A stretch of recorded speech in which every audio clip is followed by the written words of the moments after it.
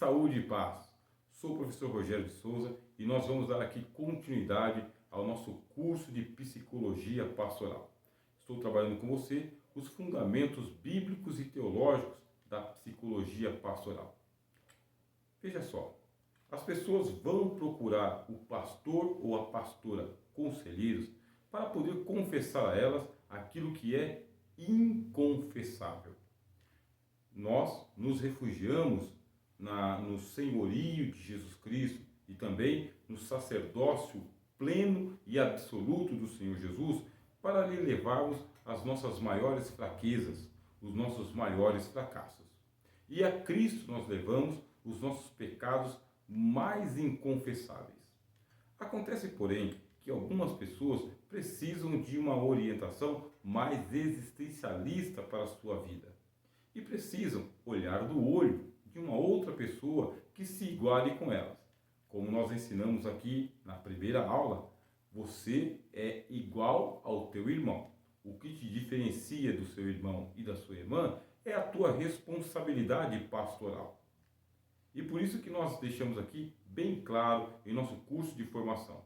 Estas pessoas trarão a você os seus pecados inconfessáveis e eles, de forma alguma, podem ganhar notoriedade pública. Você se pergunta, por que as pessoas não confiam em mim? Talvez seja, como nós dissemos aqui na primeira parte da nossa aula, porque você criou um distanciamento em relação ao seu rebanho.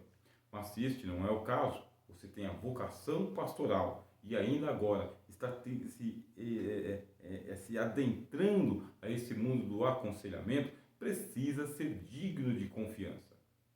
Veja, as pessoas preferem procurar um psicólogo estranho, que não tem os princípios da fé cristã, justamente porque ele é regido por um código de ética, tá bem?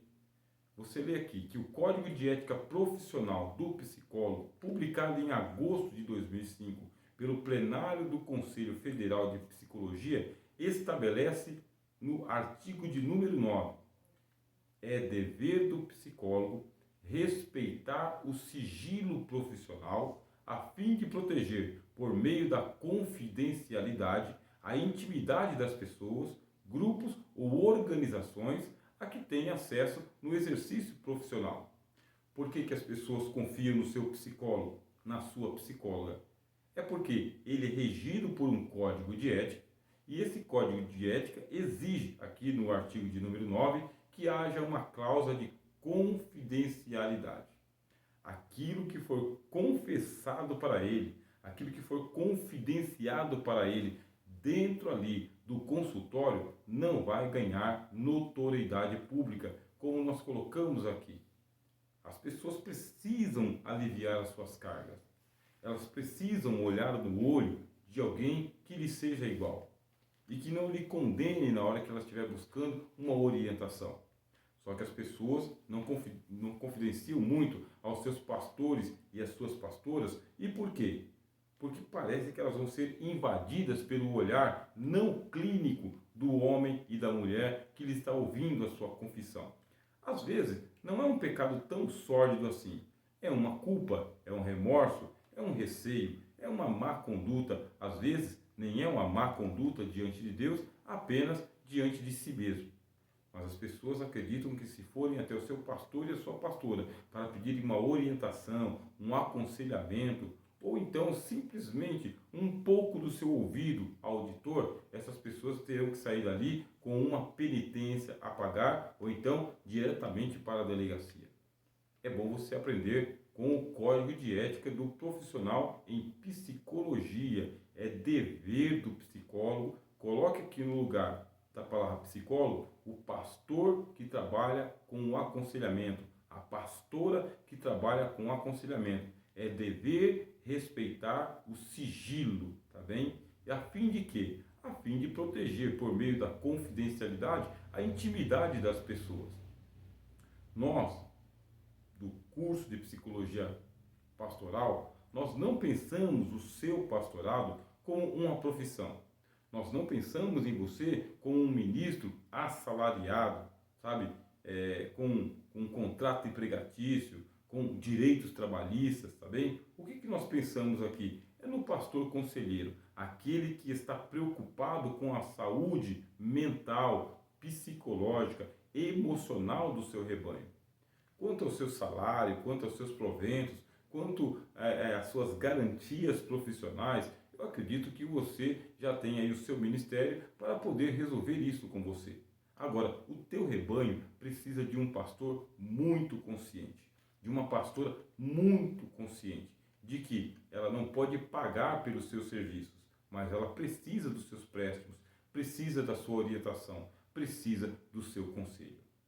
O pastor conselheiro, ele trata as questões mais íntimas das suas ovelhas. Isso aqui é fundamental que você tenha conhecimento, tá bem? E essas questões mais íntimas vai desde o quarto onde as pessoas dormem até a garagem onde elas guardam o seu automóvel. As pessoas precisam do seu auxílio, precisam do seu aconselhamento, precisam dessa sabedoria que Deus concedeu para você, dessa inteligência que Deus concedeu para você, dessa sua sensibilidade existencial e humana que você possui. Além da sua vocação pastoral, ainda também a experiência de vida. Ora, para você poder atender essas pessoas que vão te procurar no seu gabinete, na igreja, ou então até mesmo no recanto do seu lar, é necessário que você haja com ética para com as suas ovelhas, para com essas pessoas, para com o teu rebanho, tá bem? Uma ética que seja igual à do psicólogo profissional, aquele que vai receber para poder ouvir as questões existenciais das pessoas. Ou a tua ética tem que ser ainda maior, bem superior. Afinal de contas, somente um pode te recompensar pelo amor dispensado para com as suas ovelhas. Estamos falando de Deus, que é o bom pastor. Você sabe quais são os critérios éticos que devem ser observados no ato de um aconselhamento? Você sabe que eu acabei de falar na aula anterior sobre a proximidade e a pessoalidade do pastor, da pastora para com o seu rebanho. Esta proximidade, esta pessoalidade, ela é uma característica natural do conselheiro e da conselheira.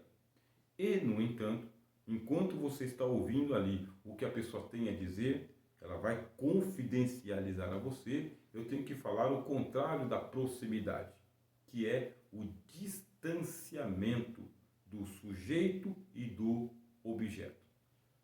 Você já ouviu falar dessa linguagem? Distanciamento do sujeito e do objeto. O que isso significa? Daqui a pouco eu vou explicar para você, tá bem? Temos muito para falar, mas você vai ouvir de uma maneira imparcial. Vai ouvir de uma maneira não passional. Esse distanciamento é necessário para que você não venha se envolver emocionalmente com a pessoa que precisa de aconselhamento. É muito ruim só de pensar na situação de uma pessoa que já está com problemas sérios lá fora, que traz esse problema para o gabinete pastoral e ali ele tem seus problemas potencializados pelo envolvimento pessoal, passional e íntimo do conselheiro. Você deve ouvir e aprender o que significa distanciamento, meus irmãos, do sujeito e do objeto. Isto é como se a pessoa fosse objetivada por você, que vai se tornar o conselheiro dela ou que já é o conselheiro dela. Você vai ter que ser objetivo com ela. A tua subjetividade você deve manter com você. Isto é, às vezes o conselho presta muito para a pessoa que vai ser aconselhada, mas não presta para você. Não é o seu caso, não serve para você. Não é você que está sendo aconselhado, não é você que está sendo agredido, não é você que está sendo ofendido. Você está sendo procurado ou procurada como sendo conselheiro levantado por Deus. Pastor conselheiro trata as questões íntimas das suas ovelhas com ética igual à de um psicólogo profissional. Eu acabei de falar para vocês sobre o distanciamento de sujeito e objeto. Agora, não se esqueça, somente com pessoalidade e proximidade pode haver confidencialidade entre pastor e ovelha. Ô professor, você me confundiu um pouco. Eu tenho que ter proximidade ou eu tenho que ter distanciamento? Vamos lá. Você tem que ter pessoalidade. Primeira parte da aula, o que eu disse para você? Conheça as tuas ovelhas pelo primeiro nome e permita que as tuas ovelhas te conheçam pelo primeiro nome. Deve haver pessoalidade. E por quê? Somente com pessoalidade vai haver proximidade. As pessoas sabem quem é você, quais são os membros da sua família, tem o número do seu WhatsApp gravado na sua lista de contatos. Veja só, se você for procurar, por exemplo, o gerente de uma loja, é praxe, é ética e é exigência profissional que esse gerente seja encontrado por qualquer cliente. Geralmente as lojas colocam ali o nome e também o contato do gerente, caso não consigam resolver com as pessoas intermediárias. Agora, às vezes é muito mais fácil se encontrar o gerente de uma loja do que encontrar o pastor da igreja. Você precisa quebrar esse tabu e esse paradigma. Pessoalidade significa isso. Por mais que você tenha aí diáconos e diaconisas, presbíteros e evangelistas que possam intermediar muitas situações em seu nome, não podem substituir a sua aproximação com o teu rebanho. Pessoalidade e proximidade, porque assim vai haver a confidencialidade. As pessoas vão confiar naquele a quem elas chamam de meu pastor e minha pastora. E mediante essa confidencialidade entre pastor e ovelha, quer dizer, a intimidade vai ser trazida para dentro do gabinete, e essa intimidade trazida para dentro do gabinete vai fazer com que você se posicione com o que eu acabei de dizer, com o distanciamento de sujeito e objeto. Quem que é o objeto? É a pessoa que trouxe para você o seu dilema existencial, o seu pecado inconfessável. Este é o objeto. E o sujeito? O sujeito é o senhor, meu irmão. É a senhora, minha irmã. Você é o sujeito. É você quem vai ter na sua mão, vai deter na sua mão o poder sobre o objeto. A partir do momento em que a pessoa confidencializa a você a sua fraqueza e o seu fracasso, a partir desse momento ela se coloca em suas mãos.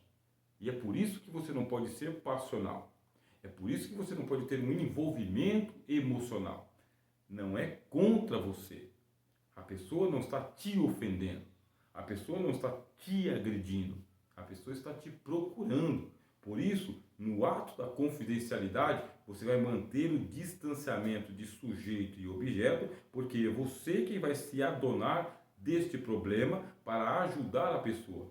E para ajudá-la, você não pode ser subjetivo no primeiro momento.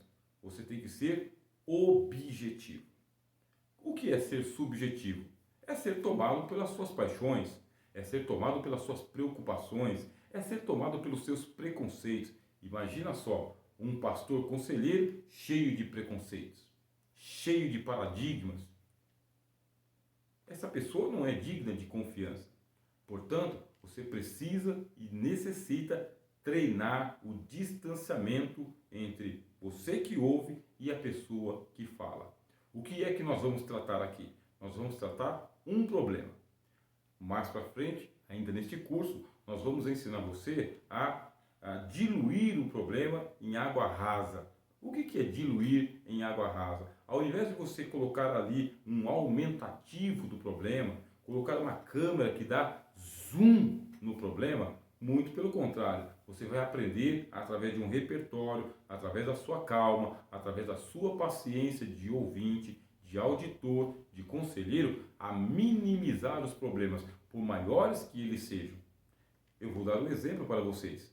As pessoas chegam para o Senhor Jesus fazendo um grandioso alarde. E o que faz o Senhor Jesus?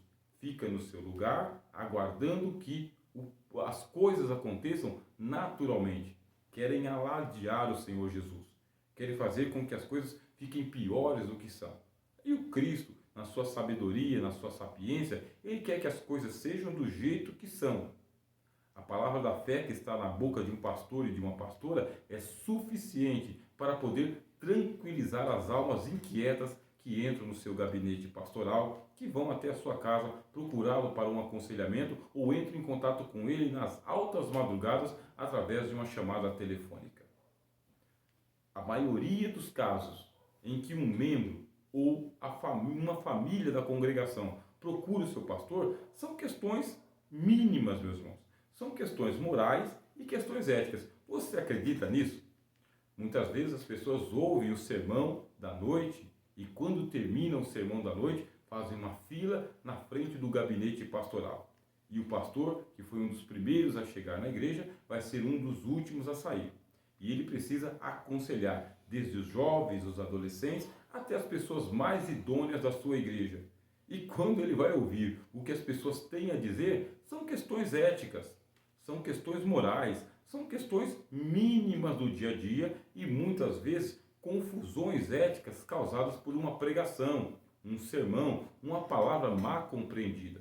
O que você pode fazer? Você pode, juntamente com toda a igreja, fechar rapidamente a porta do seu gabinete, entrar no seu carro e ir embora. Deixa ele ali estacionado numa posição em que seja fácil você ir embora, né? Rota de fuga.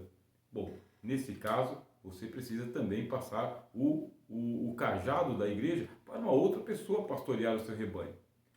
Sinto muito, meu irmão e minha irmã, mas você precisa se programar para o dia em que você vai atender as questões mais somenas da sua igreja, mais sem importância da sua igreja. Existirão momentos em que você vai precisar de uma reunião de conselheiros, uma comissão de pessoas para poder resolver problemas gravíssimos, mas a maioria, eu vou aqui ler e vou apontar, a maioria dos casos que um membro ou uma família da congregação procura o seu pastor são questões morais e éticas. Querem saber se é pecado andar de calça comprida, se é pecado ir na praia. As pessoas querem saber o que é pecado e o que não é pecado. Às vezes não entenderam muito bem uma colocação no teu sermão. Às vezes se escandalizam com um visitante que vem na igreja. E lá está você, pacienciosamente, em um dia específico da sua carreira pastoral para atender o seu rebanho. Certamente que o teu carro, como eu acabei de dizer aqui, ele deve estar bem alocado, porque às vezes o pastor necessita sair de uma hora para outra. Não é disso que eu estou falando. Eu estou falando daqueles que realmente não querem dar nenhum tipo de atenção aos casos das igrejas, aos casos da membresia da sua igreja.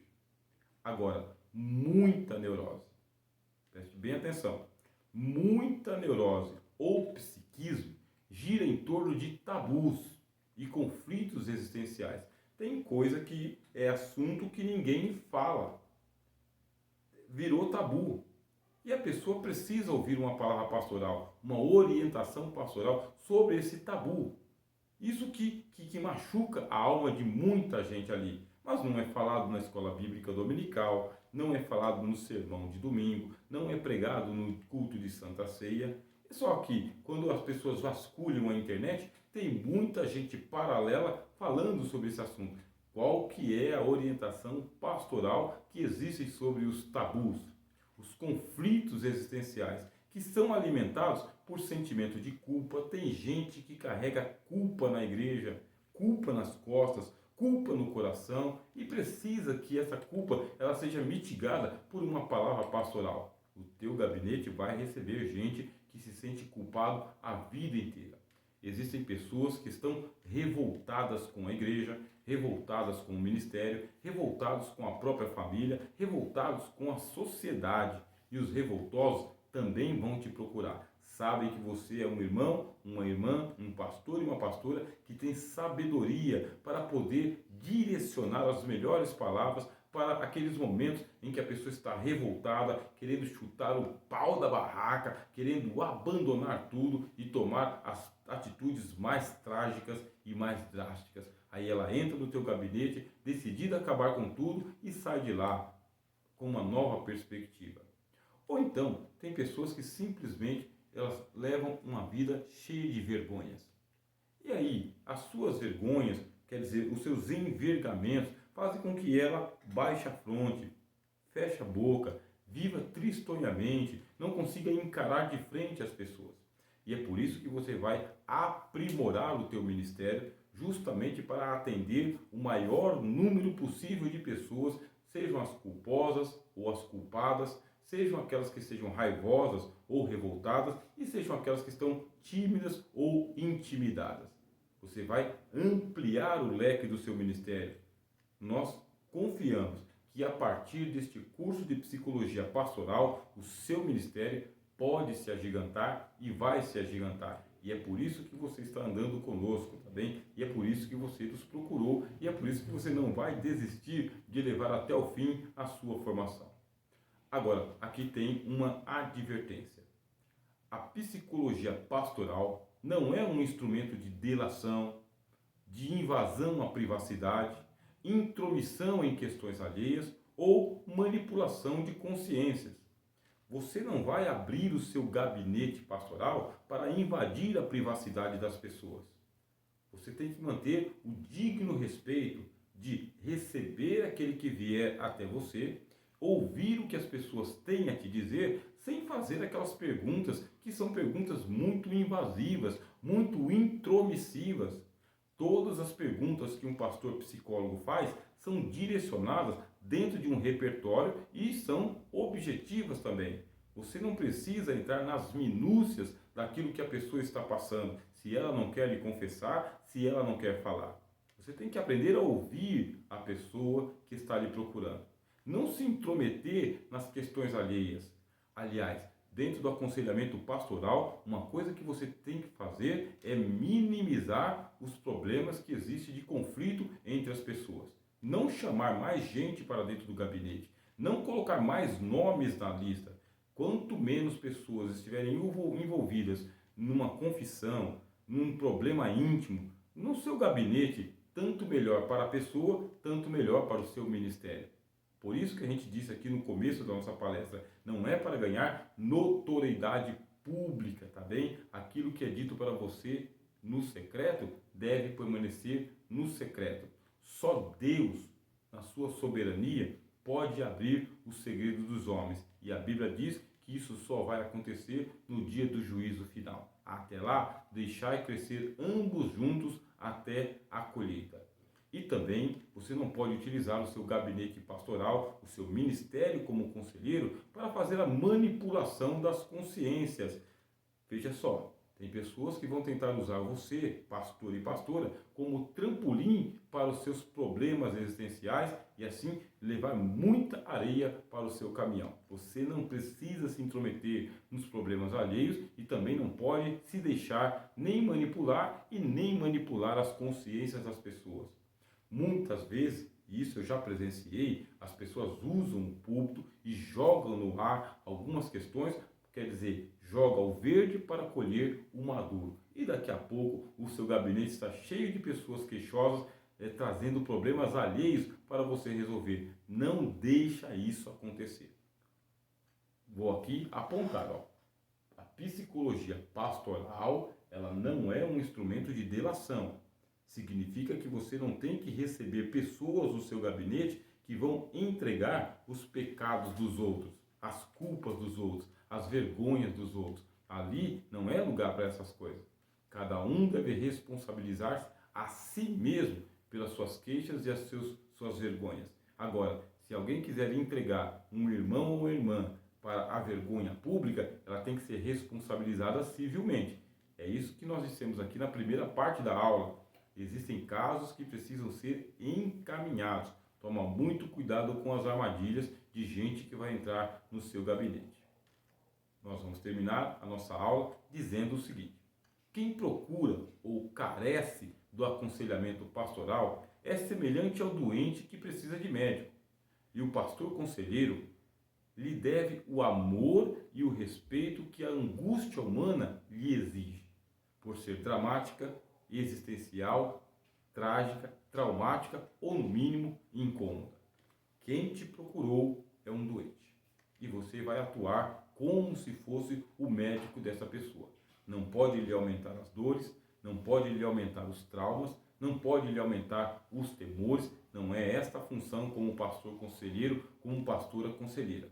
Muito pelo contrário, você precisa minimizar esta situação, porque no mínimo essa pessoa está passando por uma situação incômoda, é no mínimo, e do incômodo até o trágico e o traumático, nós temos uma distância a ser percorrida aí. Tome bastante cuidado. Bom, nós estamos na introdução ao curso de psicologia pastoral. E nós vamos lançar, a partir da próxima aula, uma explanação do Salmo de número 23. Nós começamos a dizer o seguinte, que você é pastor e é pastora, mas você também é ovelha. Você tem um pastor, o Senhor é o teu pastor. E se o Senhor é o teu pastor, nada te faltará. Se até este momento lhe faltava uma iniciativa para ter uma formação voltada para o aconselhamento, já não faltará mais. Deus providenciou meios para que você encontrasse este curso, tivesse meios de investir na sua formação e levar isso até o fim. Agora comece a pensar em novas perspectivas, em envolver outras pessoas, criar uma equipe, montar o seu gabinete, investir em material didático, participar de palestras, ampliar o leque, mostrar para as pessoas que a tua igreja e o teu ministério não é simplesmente algo de protocolo, mas sim algo que é cuidador de rebanhos, que é cuidador de gente e de pessoas. Às vezes, você pode tentar ambicionar alcançar grandes números para o seu rebanho, seja em arrecadação, seja em patrimônio. Mas o que eu já passo a aconselhar você é o seguinte: faça como Moisés. A carga é muito pesada. Você precisa treinar gente para te ajudar a levar o rebanho do Senhor. Seja bem-vindo ao curso de Psicologia Pastoral. Sou o professor Rogério de Souza e é uma satisfação estar te conhecendo.